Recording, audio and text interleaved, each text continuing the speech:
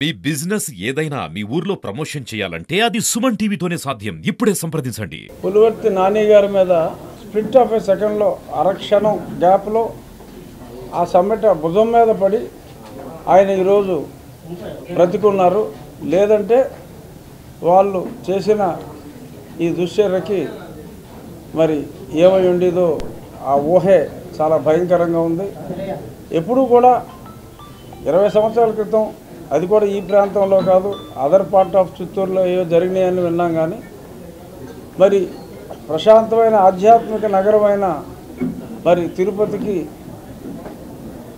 ఈ 5 కిలోమీటర్ల రేడియస్లో ఇంత దారుణంగా మరి వ్యక్తులు హంతకులు విచ్చలవిడిగా తిరిగి ఈవీఎంలు పెట్టిన రూముల దగ్గరికే మారణాయుధాలతో రాగలిగారు అంటే రాష్ట్రంలో మరి లా అండ్ ఆర్డర్ ఉందా లేదా? ముఖ్యంగా దీని గురించే మరి వాళ్ళ చీఫ్ సెక్రటరీ గారిని కానీ డీజీపీ గారిని కానీ కూడా ఎలక్షన్ కమిషన్ ఆఫ్ ఇండియా మరి ఆదేశించింది, వచ్చి ప్రజెంటేషన్ ఇవ్వాలని. సరే, దాని సారాంశం కాసేపట్లో తెలియవచ్చు. బట్ ఏదేమైనా ఈ చర్య ద్వారా వైఎస్ఆర్ కాంగ్రెస్ పార్టీ వారి ఓటమిని పరోక్షంగా అంగీకరించినట్టుగా ప్రజలందరూ కూడా భావించాలి. మరి ఇవన్నీ తెలిసిన తర్వాత మరి అక్కడ సజ్జల రామకృష్ణారెడ్డి గారు కూడా వారి మనోభావాలు ముఖ కవలికలన్నీ మనం అంతా ప్రస్ఫుటంగా చూసాం. మరి కొంత ఉపశమనం ఇచ్చే దిశగా మరి ఐపాక్ వారి దగ్గరికి వెళ్ళి, యాక్చువల్గా నిన్నే వెళ్ళాలి ఐపాక్ వాళ్ళ దగ్గరికి, మరొప్పుడు ఆయన కాస్త డిప్రెషన్లో ఉన్నాడు, అందుకని వెళ్ళాలా. మీరు డిప్రెషన్లో ఉంటే కౌంటింగ్ కూడా ఏజెంట్లు ఉంటారని చెప్పిన మీదట నాకున్న సమాచారం ఇవాళ ఐపాక్ వాళ్ళకి వెళ్ళి ఆయన చెప్పారట, మనం ఇన్ని సీట్లు గెలవబోతున్నామని. మరి ఐపాక్ వాళ్ళు సర్వే చేస్తే వాళ్ళకి చెప్పాల్సిన పని లేదు, వాళ్ళు ఈయనకి చెప్పాలి, కానీ ఈయనే వాళ్ళకి చెప్పినట్టుగా మీడియాలో వచ్చింది. ఏది ఏమైనా ఖచ్చితంగా తక్కువలో తక్కువ వేసుకుంటే 125 స్థానాలు ట్రెండ్ ప్రకారం వెళ్తే, అంటే ఓటర్ టర్నౌట్ చూస్తే 150 పైగా స్థానాలు వచ్చినా కూడా ఆశ్చర్యపోవకల్లా. జగన్మోహన్ రెడ్డి గారు చెప్పారంట 150 స్థానాలు పైన వస్తాయని. మరి ఉన్నవే 175 స్థానాలన్న సంగతి ఆయన మర్చిపోయాడేమో. మరి ఆయన ఎందుకు అన్నాడో మతిలేని మాటలుగా మనం భావించాల్సి వస్తుంది. కేవలం ఈలోపు ఈ 4వ తారీఖు వరకు కూడా మరి ఎన్నో ఇటువంటి దాడులు ఎన్నో జరగవచ్చు.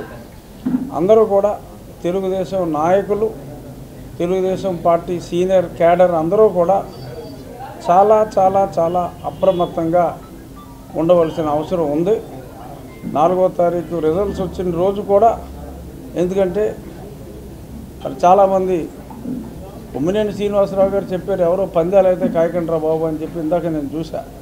మరి అలాంటి వాళ్ళు చెప్తున్నారు. కానీ మరి అంతర్యుద్ధం ఇప్పుడు దాకా వాళ్ళతో మన మీద యుద్ధం చేస్తున్నారు. కానీ రేపు 4వ తారీఖు తర్వాత 4 సాయంత్రం నుంచి యువజన శ్రామిక రైతు కాంగ్రెస్ పార్టీలోనే అంతర్యుద్ధం ఖచ్చితంగా మొదలవుతుంది.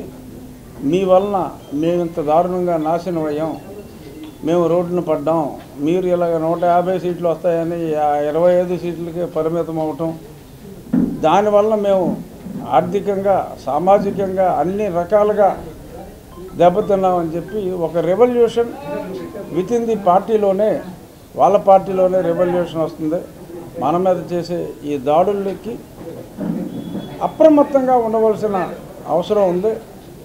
ప్రతి దాడులకి అవసరం లేకుండా చాలా జాగ్రత్తగా తెలుగుదేశం పార్టీ శ్రేణులన్నీ కూడా భారతీయ జనతా పార్టీ మీదకి వెళ్ళాలంటే అంత దమ్ము లేదు. సో కాబట్టి వాళ్ళ దృష్టి అంతా కూడా ఎక్కువగా తెలుగుదేశం పార్టీ కేడర్ మీద ఉంటుంది. కాబట్టి తెలుగుదేశం పార్టీ కేడర్ అయితే అత్యంత అప్రమత్తంగా, ఎస్పెషల్లీ పోటీ చేసి ఆల్మోస్ట్ అందరూ గెలవబోతున్నారు. కాబట్టి నాకులాగా నాని గారిలాగా పోటీ చేసిన వాళ్ళందరూ కూడా చాలా చాలా చాలా జాగ్రత్తగా సెక్యూరిటీ అలర్ట్తో ఉండాలి అని చెప్పి మొత్తం అందరికీ తెలుగుదేశం పార్టీ శ్రేణులందరికీ కూడా నా విజ్ఞప్తి.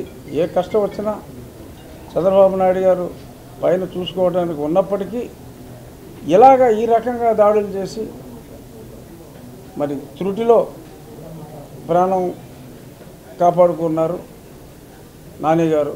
ఆయనకి మరి ఆ వెంకటేశ్వర దయతో ఆయన ప్రాణాలు కాపాడుకోగలిగారు అనేది నా అభిప్రాయం. నన్ను కూడా అప్పుడు దారుణంగా నా పుట్టినరోజు నాడు హింసించినప్పుడు నేను ప్రార్థించింది వెంకటేశ్వర స్వామిని. అందుకనే నాకు అవకాశం ఉన్నప్పుడల్లా స్వామి దర్శనానికి వస్తూ ఉంటా. ఇప్పుడు కూడా ఎన్నికలైన తర్వాత 4-5 రోజుల తర్వాత రావాల్సింది. ఈ నాని గారి సంఘటన తెలుసుకొని వారిని కలిసి దర్శనం చేసుకోవడం కోసం నేను తిరుపతికి రావటం జరిగింది. అందరూ కూడా ఖండిస్తున్నారు కూడా, ఇదేమి నీతిమాలిన రాజకీయం అంటూ. మరి చాలామంది అంబటి రాంబాబు గారు కానీ ఇంకా కొద్దిమంది ఇలా ఉంటే పోలీసు వ్యవస్థ ఎంతగా దిగజారిపోతే ఇంకా రాజకీయాలు ఏం చేస్తామని చెప్పి చాలా బాధపడ్డారు. అసలు పోలీసు వ్యవస్థ కాస్త కోస్త పనిచేసింది ఈ నెల రోజుల్లోనే. మరి పోలీసు వ్యవస్థ పనిచేస్తే మరి ఇంత దారుణంగా మరి ఆయన మాట్లాడటం కూడా నవ్వొచ్చింది. వాళ్ళ మాటలో పనిచేస్తున్న పోలీసు వ్యవస్థను చూసి మరి ఇంత దారుణంగా అంటే మరి గత 4.5 సంవత్సరాలుగా మరి ఎంత దారుణాలు చేశారో పోలీసులు మన అందరికీ తెలుసు. ఎంపీ నన్నే తీసుకెళ్ళి ఆల్మోస్ట్ చివరిలో వదిలేశారు చంపకుండా.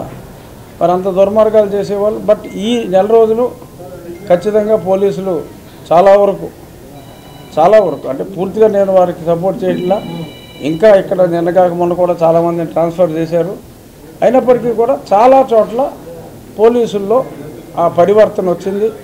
అంటే దాని ఇండికేషన్ ఏంటి? ఈ ప్రభుత్వం సెలవు తీసుకోబోతోంది అని కూడా వారికి కూడా స్పష్టంగా అర్థమైంది అని మనందరం అర్థం చేసుకోవచ్చు.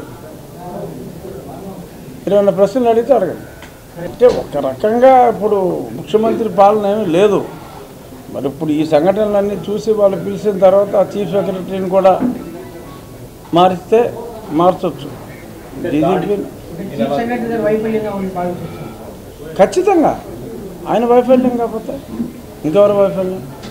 100% ఇక్కడ వరకు పోలీస్ వైఫల్యమే. మీ జిల్లాలో జరిగిన సంఘటన ఖచ్చితంగా పోలీస్ వైఫల్యం, అందులో ఎటువంటి అనుమానం లేదు. బట్ నేను అనేది ఓవరాల్గా గతంలో మనం ఎన్నికల ముందు భయపడిన దాని మీద కొంచెం బెటర్ అయింది. కానీ మరి ఈ ప్రాంతంలో చాలా దారుణంగా ఉంది. అంటే నేను ప్రతి దగ్గర ఇలా లేరని చెప్తున్నాను. ఈ ఫోకస్డ్ ఏరియాస్లో వాళ్ళు కావాలని ముందే ఐడెంటిఫై చేసుకుని దుర్మార్గులైన అధికారులను పెట్టుకున్నారు. మరి వాళ్ళని రేపు ప్రభుత్వం మారిన వెంటనే వాళ్ళ మీద చర్యలు తీసుకోవాలి. అంటే ప్రతి దాడులు చేయించాలనేదే వాళ్ళ ఉద్దేశంగా మనం అనుకోవాలి. అంటే మనం ఒక చెంప మీద కొడితే, ఒక బీరు బాటిల్ కొడితే ఇంకో బీరు బాటిల్ ఇచ్చి దీంతో కూడా కొట్టరానే అలా అని నేను అంటలా. కానీ మనం అప్రమత్తంగా ఉండి వాళ్ళ ఉన్మాద చర్యల్ని ఆపవలసిన అవసరం ఉంది. కంటికి కన్ను పంటికి పన్ను అత్యధిక మెజారిటీతో గెలవబోతున్నాం. ఓటమి భయంలో వాళ్ళు ఉన్నారు. కొంత సంయమనం మనమే పాటించాలి అనేది నా ఉద్దేశం. నేను తన్నులు తినమని కాదు చెప్పేది, అవకాశం కూడా వాళ్ళకి ఇవ్వకుండా జాగ్రత్తగా ఉండాలనేది. ఐపాక్ మీటింగ్లో ఆయన మాట్లాడిన దానికి నాకైతే నవ్వు వచ్చింది. అదొక ఏదో కామెడీగా అనిపించింది. 150 కన్నా ఇంకా ఎక్కువ సీట్లు వస్తాయని. మరి నాకున్న సమాచారం మేరకు వాళ్ళ కడప జిల్లాలో మరి వైఎస్ అవినాష్ రెడ్డి మీద వైఎస్ షర్మిల గెలవబోతుంది అనేది ఆల్మోస్ట్ అందరి అభిప్రాయం. Avinash Reddy maybe in 3rd position అని కూడా అంటున్నారు. సో ముందు కడప సీటే పోయిలో ఉంది. ఆయన 22, 23 ఎంపీలు వస్తాయి, 151 పైగానే ఎమ్మెల్యే స్థానాలు వస్తాయి అని అంటే అది నాకైతే సంధి ప్రలాపనలా అనిపించింది. సందీప్ రాయలాపురం ఇప్పుడు మీకు ఈవీఎం సెంటర్ దగ్గరికే ఈ రేంజ్లో మారణాయుధాలతో వచ్చేసారు అంటే మరి అది ఇక్కడ జరిగిన సంఘటన ఒక ఇండికేషన్. వాళ్ళు ఓటమికి అంటే వాళ్ళకి తెలుసు ఓడిపోతున్నామని. సో ఈవీఎంలని ధ్వంసం చేస్తారు అనే అనుమానం ఇప్పుడు ఓవరాల్గా కూడా వచ్చింది. ఎలక్షన్ కమిషన్ ఆఫ్ ఇండియా కూడా లేఖ ద్వారా తెలియజేశాం. ప్రతి చోట ఈవీఎంల దగ్గర అత్యధిక బందోబస్తు పెట్టాలని చెప్పి ఆల్రెడీ అక్కడ ఢిల్లీలో ఉన్న రవీంద్ర కుమార్ గారు కోరటం జరిగింది. కనకమేళ గారు ఎక్స్ఎంపీ గారు డెఫినెట్గా సెక్యూరిటీ మరింత పెంచుతారు.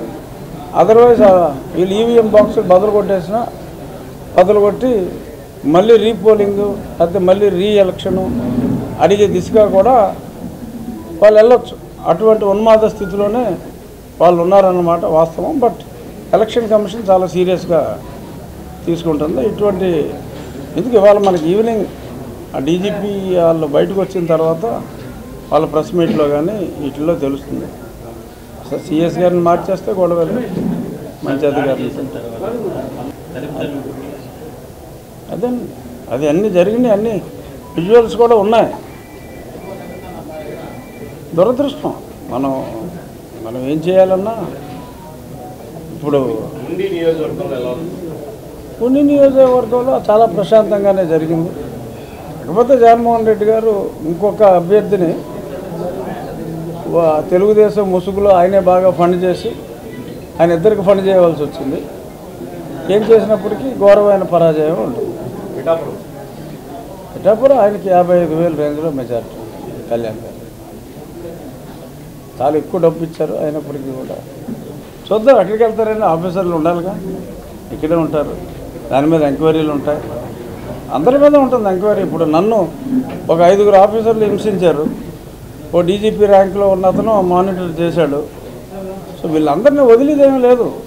నన్ను ఎవడు కొట్టాడో వాళ్ళ పేర్లన్నీ ఉన్నాయి. అలాగే ఎవడి మీద ఏ పోలీసు కూడా ఎవరిని కొట్టకూడదు. సో చట్టాన్ని అతిక్రమించిన వాళ్ళందరి మీద ఊరుకునే సమస్య లేదు. వాళ్ళందరినీ న్యాయపరంగా నన్ను కొట్టాడని చెప్పి 5 పడుకోబెట్టి నేను కొట్టను. బట్ న్యాయపరంగా కొట్టినందుకు వాళ్ళకి శిక్ష పడుతుంది తప్పకుండా. అలాగే ఎక్కడ ఎవరు అన్యాయం చేశారో వాళ్ళ మీద చట్టపరంగా అన్ని ఎంక్వైరీలు ఉంటాయి. ఇప్పుడు వాళ్ళ కింద ఉన్న వాళ్ళే చెప్పేస్తారు సాక్ష్యాలు రేపు తర్వాత ప్రభుత్వం మారిన వెంటనే. సో చర్యలు తీసుకోవడం పెద్ద కష్టమేం కాదు. కాకపోతే మనం తీసుకోవాలి కంపల్సరీగా. ఇవాళ ప్రజలు హర్ట్ అయి ఉన్నారు. వీళ్ళ పోలీసుల ద్వారా వీళ్ళు చేసిన దుశ్చర్యలకి ప్రజలు చాలా హర్ట్ అయి ఉన్నారు.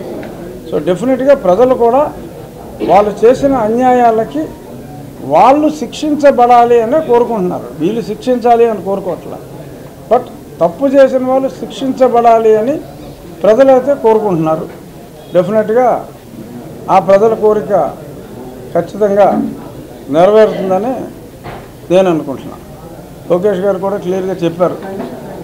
అదే ఆయన క్లియర్గా చెప్పారు కాబట్టి నాకు కొంచెం అన్ని బుర్రలోనే ఉన్నాయి అందరూ కూడా.